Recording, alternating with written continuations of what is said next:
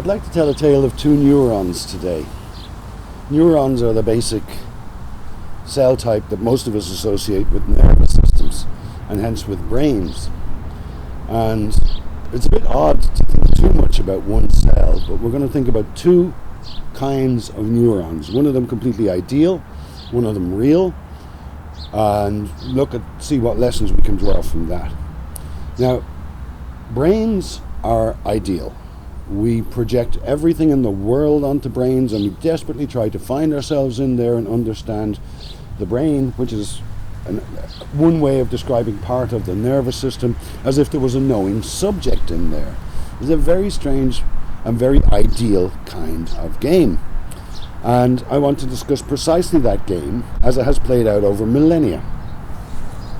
And the first idealization to be discussed, I'm going to draw like this, and that's the vague idea of a computing machine.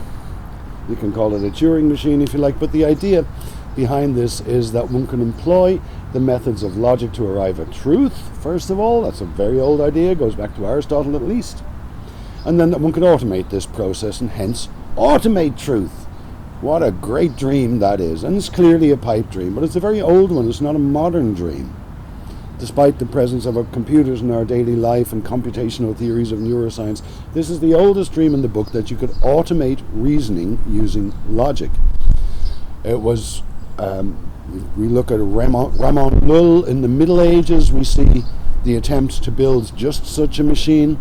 If we go to Leibniz, who reduced the business of the calculation involved in such a machine to basically the binary bit, Leibniz also spent most of his life trying to build and failing to build a calculating machine, and we get Pascal and Babbage and a host of others, and every time someone gets close to building a calculating machine, tails wag, imaginations are excited, and everyone finds this most spectacularly interesting. So the old idea of a computational machine that can arrive at truth through logic is an old one. Now we fast forward to the 1950s, and there's this idealization we need to talk about. That's the action potential, or the spike on a neuron. Now, Mr. Leibniz knew nothing about neurons. He didn't have much detailed anatomical or physiological knowledge about brains. Warren McCullough in the 1950s did, and he voiced his concern as following the question of what is a number that a man may know it, and what is a man that he may know a number. A very precise epistemological question that seeks to locate the knower, the knowing subject, the knowing human male subject, of course, and position it with respect to truth. In the famous paper that launched the field of artificial neural networks in 1943, Warren McCullough sets out by saying the action potential is a bit like the logical bit of Boole and Leibniz. And hence could be a basis for implementing a divine computational machine. You see, the brain could be a divine computational machine. Everyone seems to have swallowed this hook, line and sinker except me, but it's a very interesting idea, there's no doubt about it. The third idealization I want to do will take us directly to a kind of neuron now.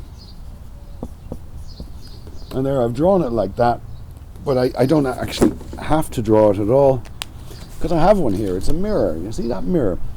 There was a finding in the 90s in Parma in Italy of neuroscientists claiming that they found a kind of a neuron in the brain of rhesus macaque monkeys which had mirror properties.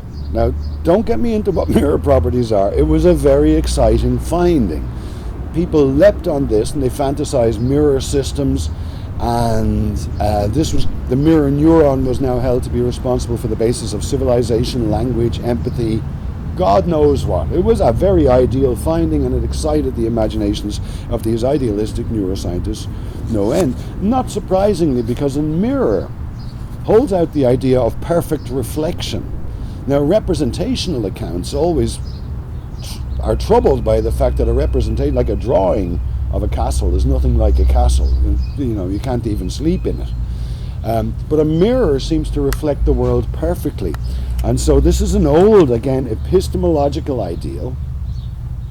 The idea that the brain can mirror reality. So we've got three idealizations here, going from the vague idea of a computational machine through Warren McCullough's singling out of the action potential, or spike, as that logical bit, to the mirror neuron, which promises perfect reflection. Now, if we go look in brains, now you won't find it in this brain, this is a toy brain, but if you go look in real brains, you also won't find a mirror neuron. You see, you can't find them on histological grounds. They have no distinguishing characteristics. They can only be claimed if you have a big lab in Italy and you engage in particular kinds of games with monkeys and brain recording. A mirror neuron, even one picked out by Mr. Rizzolatti himself, looks just like a non-mirror neuron. They have no distinguishing characteristics. So that's a bit funny to hang such strong epistemological ideals onto a single cell. So now I want to talk about a second kind of neuron. Again, we're talking about something in the brain, and this time it actually is in the brain. This time, if you are good with slicing and dicing tissue and you open up the brain, you will find a particularly distinguished kind of neuron called the von Economo or spindle neuron. Don't worry about where they are. They're in the brain. And these have been known for over 100 years, and they were initially very exciting because they were the only cell type that was found in the great apes and not in the primates in the brain.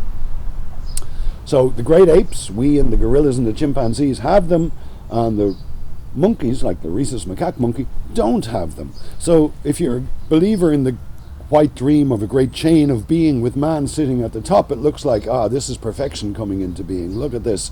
We've got a kind of neuron that the other apes, monkeys, don't have. But that picture was troubled in about 2012 when the same kind of neurons, and remember they are a true kind, you can find them histologically, they were found in whales first, whales, dolphins and porpoises, and then they were found in elephants. Now the story gets a little bit complicated because we have to ask, what the hell is the same kind of structure doing in such radically different animals? Whales and cetaceans, elephants and humans. Now here we need to talk about a process called convergent evolution.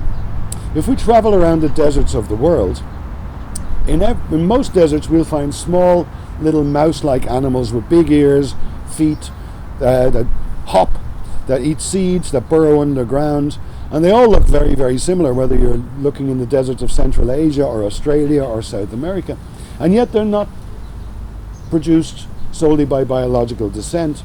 Rather, these animals have been shaped by the desert. The desert is one of those selection pressures, as they say in evolution, that produces and singles out certain forms. And so we understand these animals better if we understand them partly as having come into being through being shaped by their environment, by the desert. So when we find convergent evolution again here, now we're talking about a neuron, a particular nerve cell type, and we find it in whales, in elephants, and in humans. If we don't engage in the usual epistemological nonsense and are suitably ignorant, we might ask, how did the coming into being of these animals produce similar results? So we're looking for commonalities that we share with whales and elephants. And that's not hard to find. These are incredibly intelligent, compassionate creatures that live in family-sized groups and that take care of their young, that have long cultural memory. The von Economo neuron encourages us to see what is it about the form of life that has emerged that is common to us and the whales and the elephants. That's a very different way of thinking from this ideal epistemological way. And it shows that you can look at neurons in different ways. I mean, mirror neurons can't be found, but they stir the imagination, whereas von Economo neurons can, and we're gobsmacked because now we have the job of trying to understand ourselves as sharing something really, really important with cetaceans and elephants. So that's a story of two neurons.